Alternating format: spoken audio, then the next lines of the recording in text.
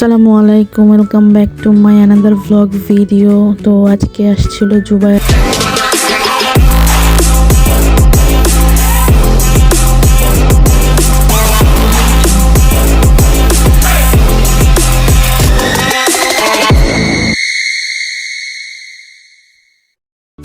ওরা গতকাল দুপুর দিকে আসছিল, দুপুর দিকে না সকাল দিকেই বলা যায়।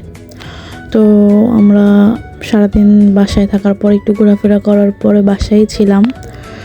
দেন পরের দিন ওদের নিয়ে আমরা আসছি সংসদ ভবন।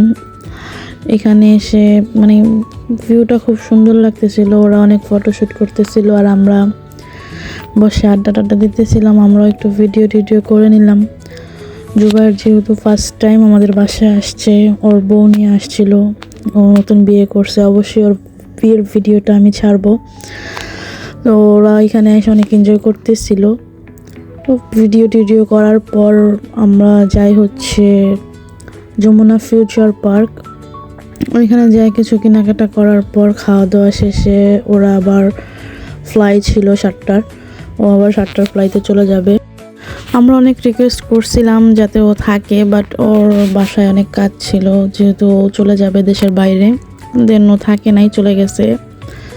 তারপর অনেক জোর জবরদস্তি করে একদিনের জন্য ওরে রাখতে পারছিলাম।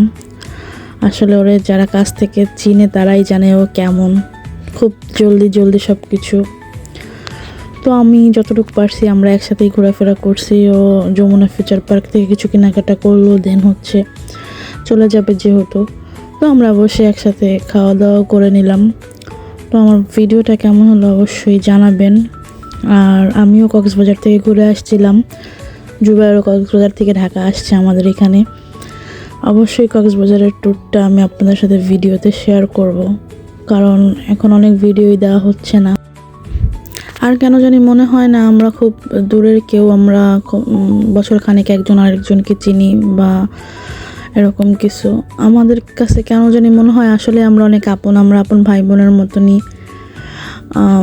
মানে ভালোই লাগে। মানুষের সাথে চলাফেরা না করলে আসলে বোঝা যায় না মানুষ কেমন, ওই মানুষটা কেমন, দূরের মানুষটা কেমন, আপন মানুষগুলি কেমন।